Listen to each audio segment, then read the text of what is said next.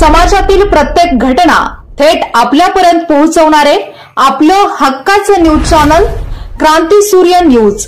संपादक शशिकांत राजवंत। पलूस तालुक्यातील धनगाव येथे सोमवार दिनांक 12 ऑगस्ट 2024 रोजी सकाळी 11 वाजण्याच्या सुमारास घरात कोणी नसल्याचा फायदा घेत एका 34 वर्षीय महिलेवरती हल्ला करून सुमारे 45,000च्या दागिन्यावरती अज्ञात एक महिला व एक पुरुष चोरट्यांनी डल्ला मारला आहे। सोमवारी सकाळी 11 वाजता माहेरी धनगाव गावी असलेल्या उषा निखिल कोळी या कपडे धुण्यासाठी कपडे भिजत घालत असताना पाठीमागून येऊन एका अज्ञात महिलेने त्यांचे तोंड दाबण्याचा प्रयत्न केला। त्यावेळी ती अज्ञात महिला व उषा कोळी यांच्यामध्ये झटापट झाली व उषा कोळी यांनी मदतीसाठी कोणाला तरी बोलवण्यासाठी आरडाओरडा करीत घरातील जिन्याकडे धाव घेतली, परंतु त्या महिलेने त्यांचे पाय ओढून त्यांना खाली पाडले व त्या अज्ञात महिलेसोबत असणारा आणखी एक अज्ञात पुरुष यांनी उषा कोळी यांच्या डोळ्याच्या वरील बाजूस डोक्यावरती अज्ञात वस्तूने मारल्याने उषा कोळी या जखमी झाल्या व भीतीने बेशुद्ध पडल्या। यावेळी त्यांच्या गळ्यातील मणी मंगळसूत्र व कानातील टॉप असे अंदाजे 45,000 रुपयांचे दागिने घेऊन अज्ञात चोरट्यांनी तेथून पलायन केले।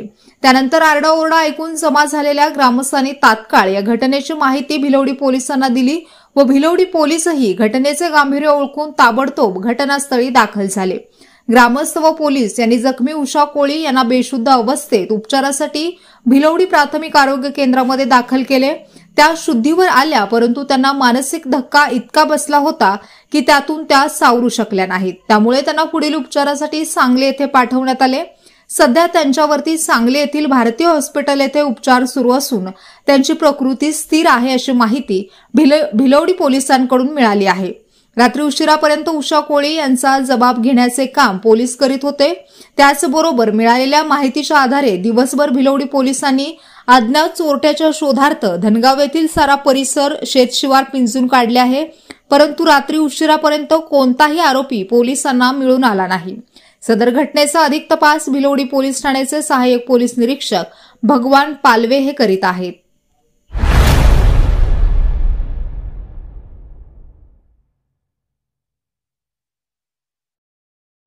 क्रांती सूर्य न्यूज।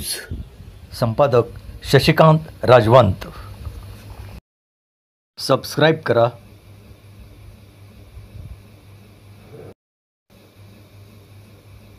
बेल आयकॉनला क्लिक करा आणि लाईक करायला विसरू नका।